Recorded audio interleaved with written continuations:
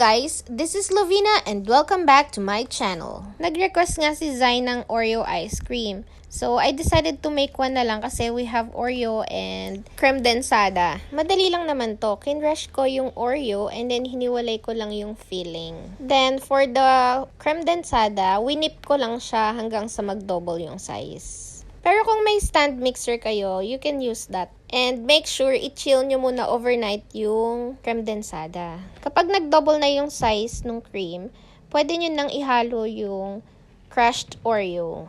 Munti ko na makalimutan yung filling. Hinalo ko nga pala yun habang winip ko yung cream.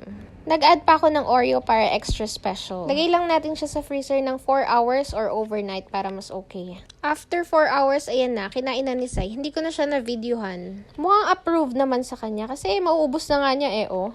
I'm so happy na nagustuhan ni Zai yung ice cream. Hindi na kailangan bumili ng ice cream sa labas kung kaya naman gawin sa bahay. So, yun lang. See you on my next videos. Bye!